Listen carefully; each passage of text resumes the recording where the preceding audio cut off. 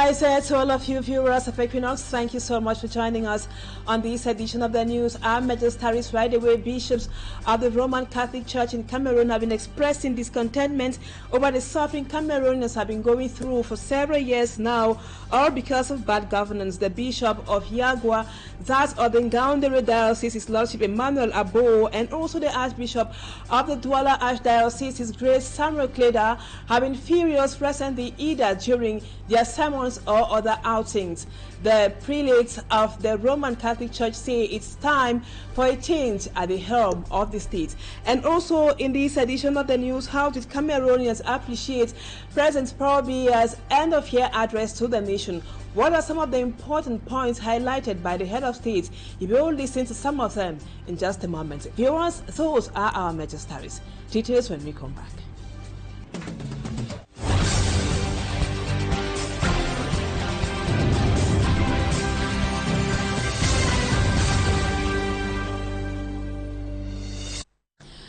Welcome back, viewers. Thank you so much for the confidence and welcome to the new year 2025.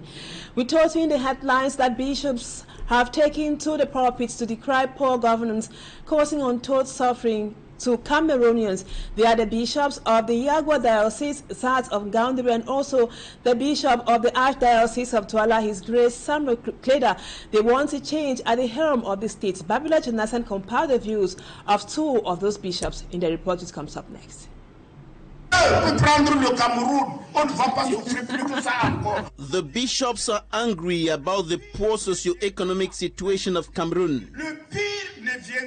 To the Bishop of Yagua, His Lordship Barthélemy Yaouda, the situation is unbearable.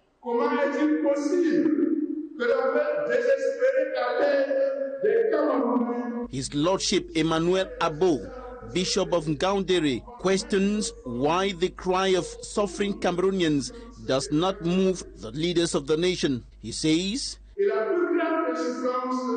the greatest suffering of Cameroonians is the violation of their right to freedom of expression and threat to crush anyone who speaks out.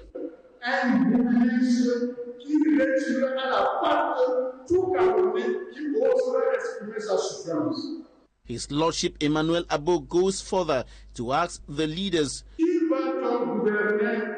who they will govern after crushing all Cameroonians. The Bishop of Yagua says, enough is enough. There must be a change at the helm of the state, adding that even the devil should take over first and the rest will follow later. Amen. Amen. Speaking to Equinoxe, the servant of God said regardless of the context of repression in Cameroon, he is not afraid to die. Tu peux donner la houe ou bien la machette à ton grand-père de 92 ans, aller à pied à 1 kilomètre, aller travailler au champ. C'est quoi ce Camerounais-là? Et on nous dit seulement de prêcher la paix. Les gens ont marre.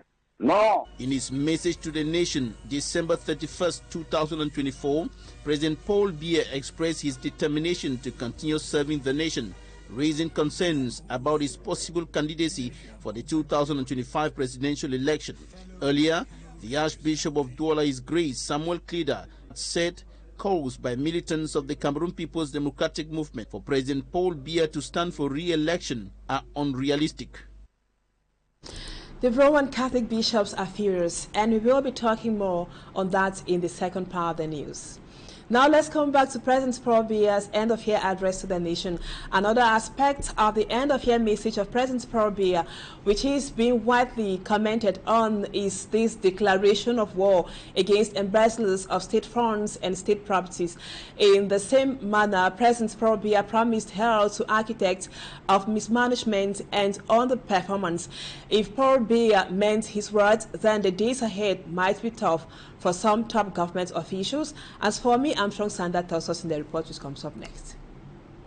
Among the ministries and the ministerial departments that received a red or yellow card from President Paul Biya is the Ministry of Public Works, headed by Emmanuel Ngano-Jumesi. Displeased with the result, the president announced coercive measures and the reorganization of the road fund. I can assure you that the current state of our road network does not reflect the efforts and sacrifices being made for its rehabilitation and expansion. I do not lose sight of governance issues which undoubtedly call for firm and urgent measures. I will ensure that these issues are tackled. To address the situation, I have instructed the reorganization of the Road Fund with a view to enhancing its capacity to mobilize the funding required for road construction, rehabilitation and maintenance projects. Another ministry, that of State Properties and Land Tenure, headed by Henry Ayebe Ayisi, also came under fire from the president.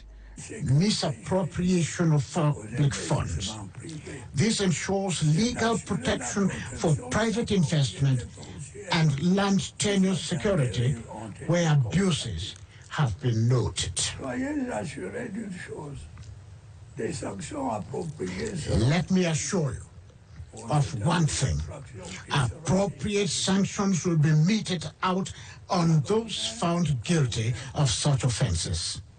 Dissatisfied with the results and cognizance of the generalized suffering of Cameroonians, President Paul Biya fired a direct bullet at Martin Bargangele's Directorate General for National Security on national identity cards issue. Some of our compatriots continue to face challenges in enrolling on the electoral register due to lack of national identity cards.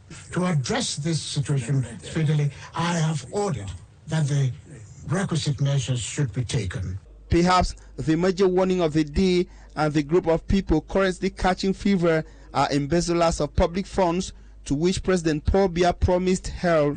Appropriate sanctions will be meted out on those found guilty of such offenses. Though not directly named, Cameroonians have been speculating doom for individuals cited in the report of the Audit Chamber of the Supreme Court of Cameroon relating to the embezzlement of the COVID-19 funds.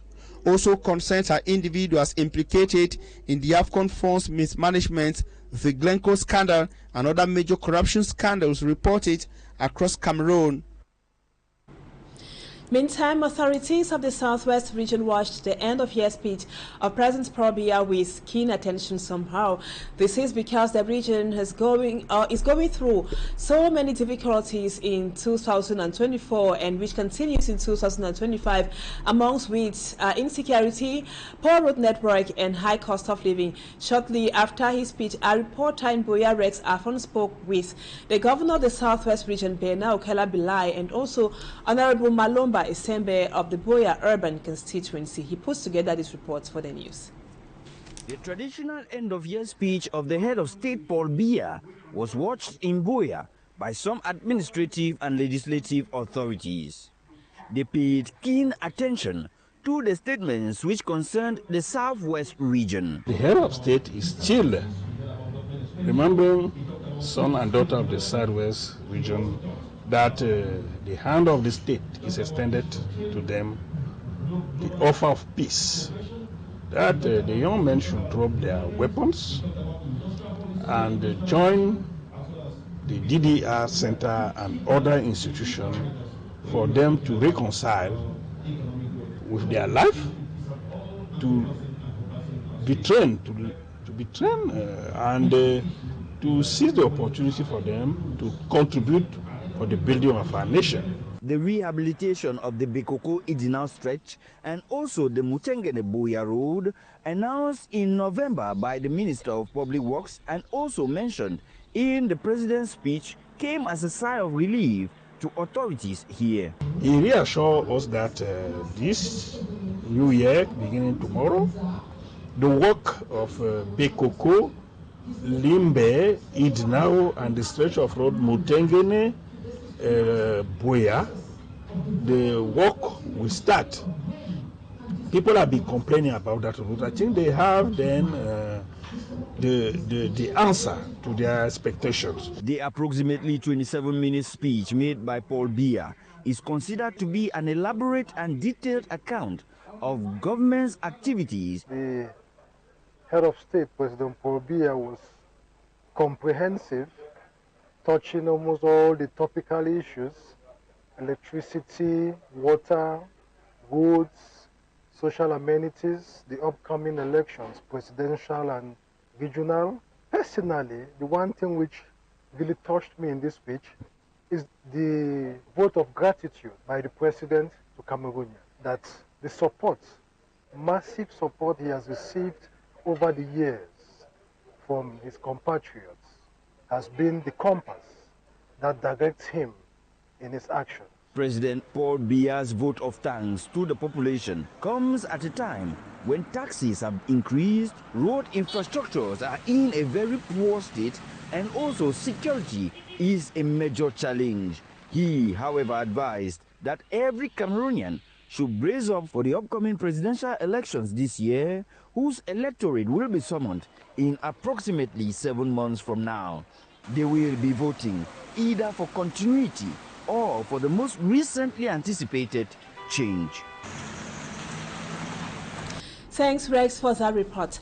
Meantime, revision of the electoral list for the 2025 election has begun. That was today for new electorates to register on the electoral list. Unfortunately, today turnout was somehow timid at registration centers. Our reporters visited here in Douala.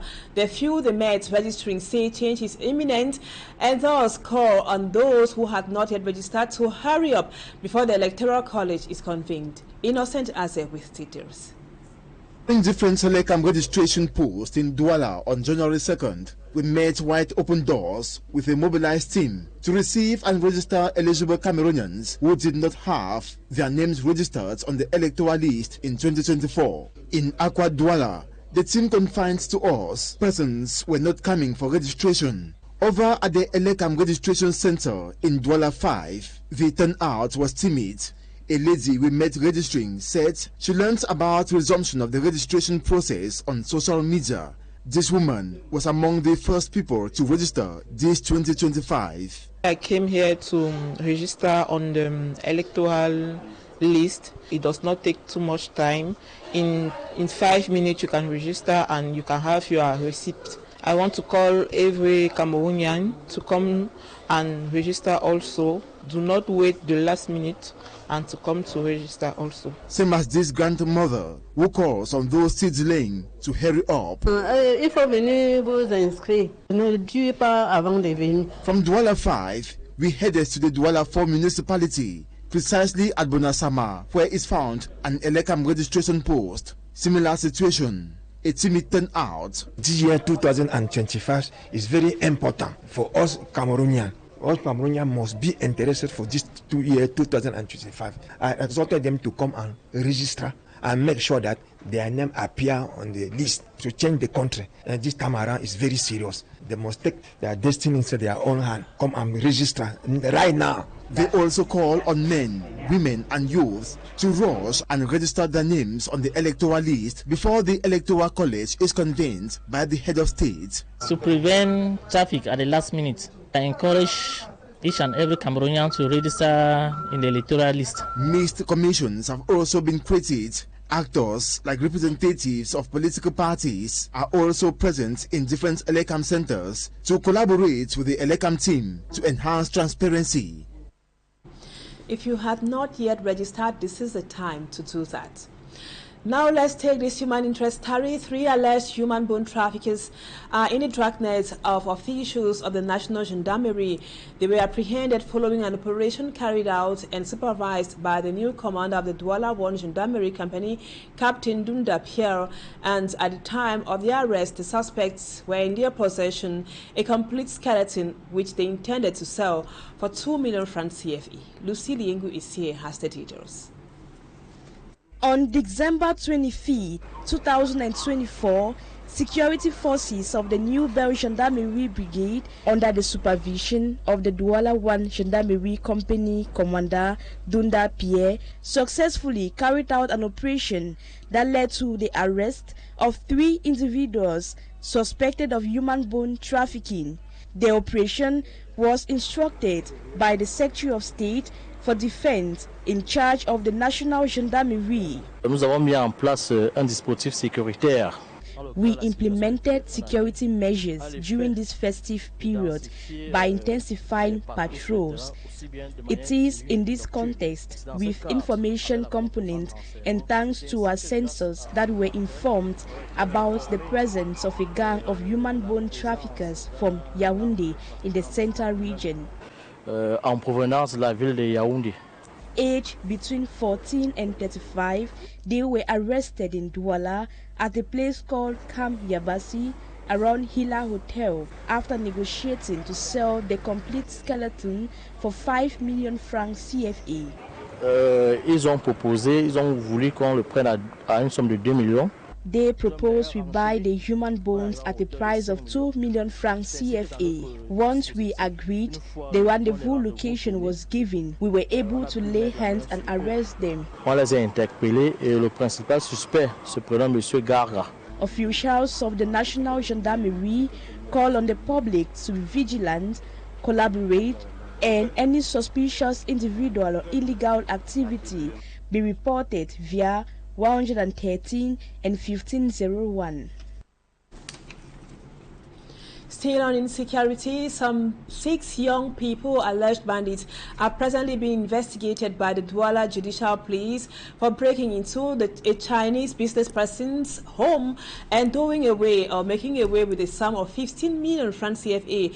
Among the 6 individuals are 2 girls of 21 and 22 years old. Mala Glory with the details. 2 girls aged between 21 and 22 are members of a gang of 6 who recently broke into the home of a Chinese businessman, Zhang Yongyong, in the Aqua neighborhood, Douala 1 subdivision. They stole the sum of 15 million francs CFA. After a complaint, the exploitation of video surveillance camera at the victim's home led us to the arrest of 6 of these individuals. According to the police officials, the young girls acted as spies in order to facilitate the 4 boys carry out the operation. Unfortunately, they were arrested by elements of the Douala 1 Judicial Police and taken away for further interrogations. Investigations are continuing with a view to apprehend the other member of the group and recovering the daggers used at the end of the investigation. The 6 suspects will be presented before the state prosecutor of the Wuri High Court, where their fate will be determined.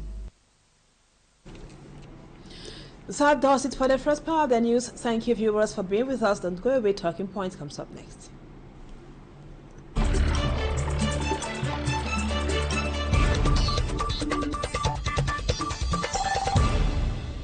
Welcome back, viewers. Our guest tonight is Dr. Nick NGWAYAM. He is an educationist and also a political analyst. Thank you, Doctor, for accepting to be our guest on Talking Point tonight. Now, some Roman Catholic bishops have been expressing discontentment over the suffering Cameroonians have been going through for some time now. They are the bishops of Ngaoundéré, that of Yagua, and also the Archbishop of the Douala Archdiocese. Doctor, what do you make of the complaints of those bishops?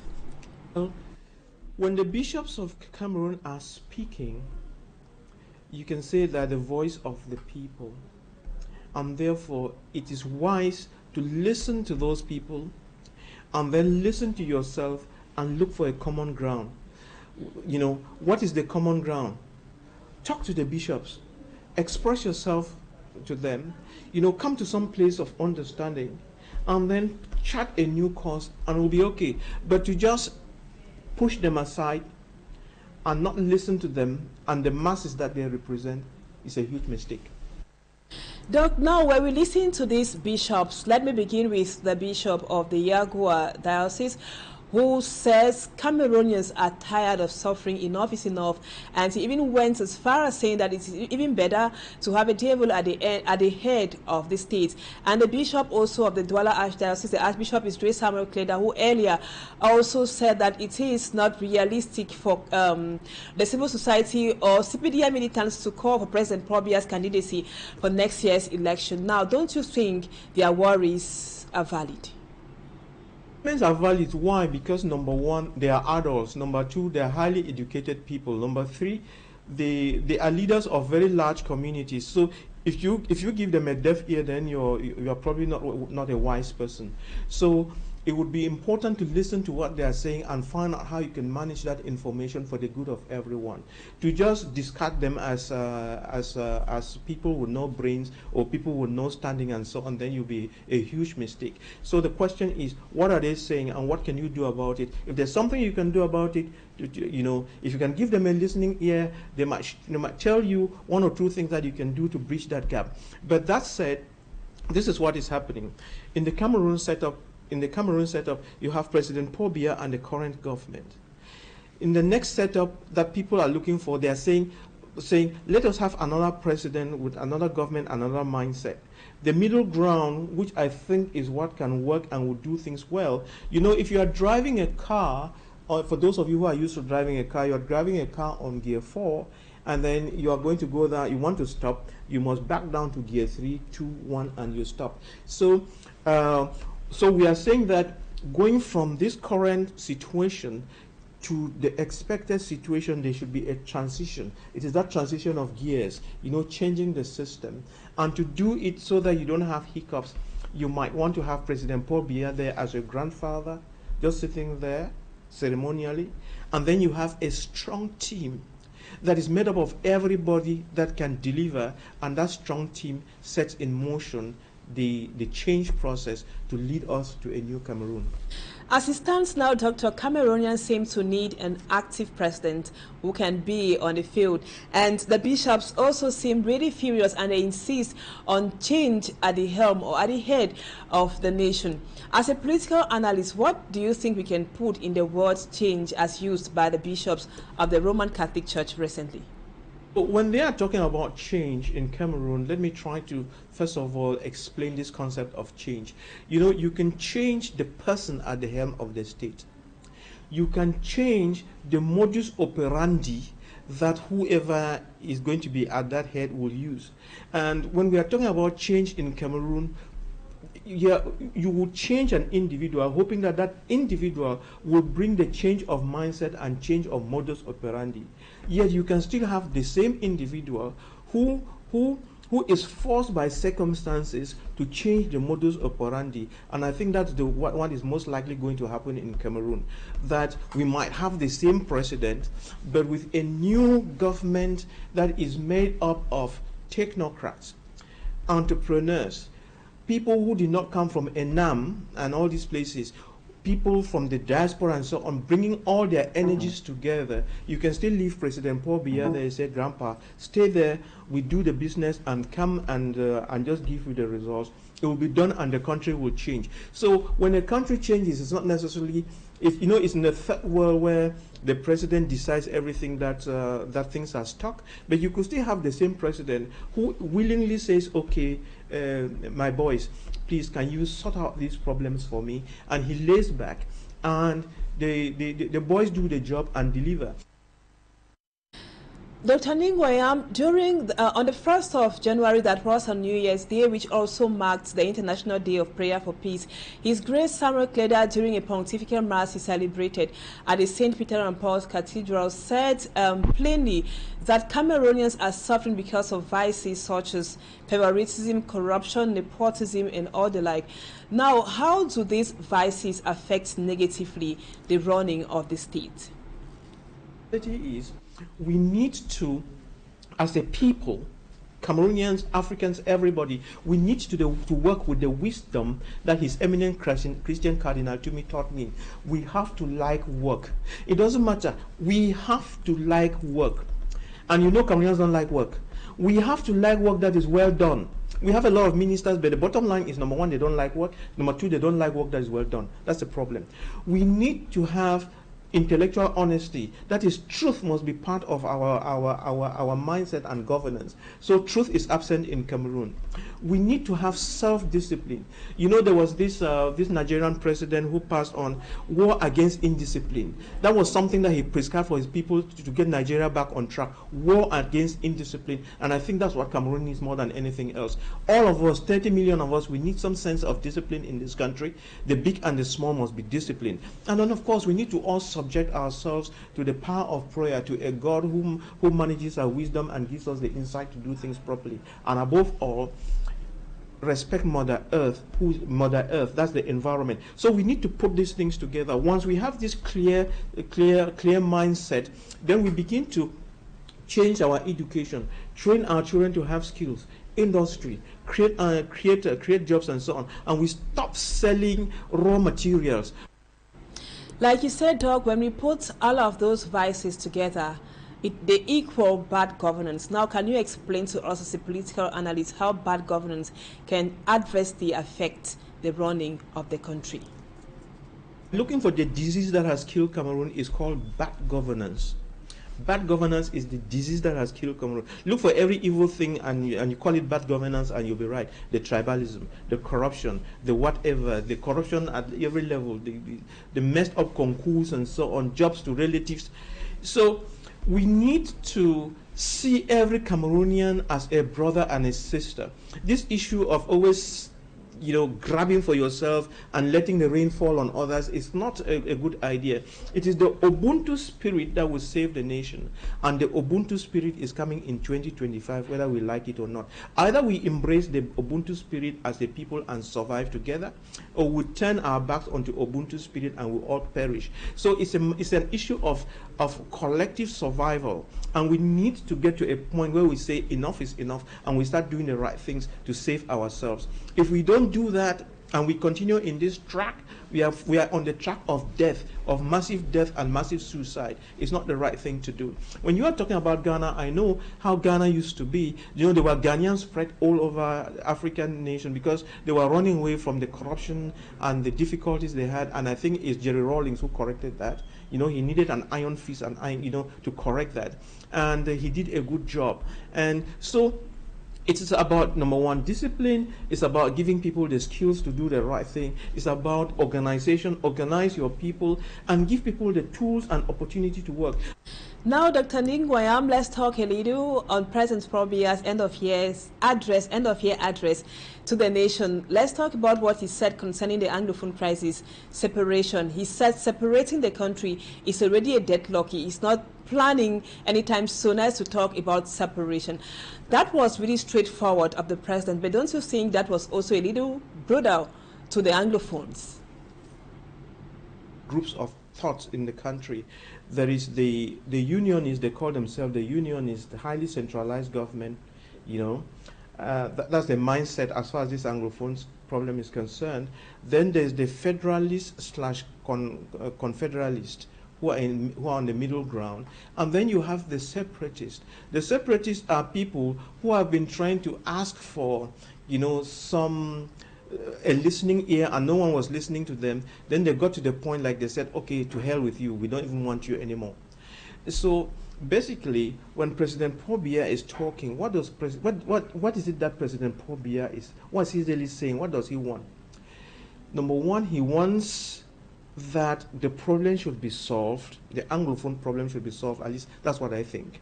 And two, that in the course of solving the Anglophone problem, the boundaries of what we refer to as Cameroon should not be modified. So if that were the understanding, then you would realize that there are two solutions. Either we continue with the centralized / decentralized thing that we have today with the special status, which as far as I'm concerned makes no sense, or we take the solution of the two-state federation or a confederation, and then we see what else we can add into that to make it palatable for everybody.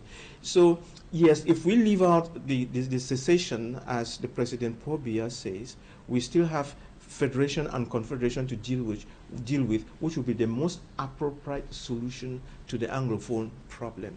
Thank you, Doc, for always answering presents to our invitation on Equinoxe Television, and hope to have you some other time when we call. Viewers, thank you so much for always being with us. Our programs continue today, Thursday. Equinoxe Tour comes up in 30 minutes with Saga Longo 2, and the news in the French language comes up at 8 p.m. with Julien Bedbisai. Stay with us on Equinoxe Television, and see you again tomorrow, same time, God willing. Bye-bye for now.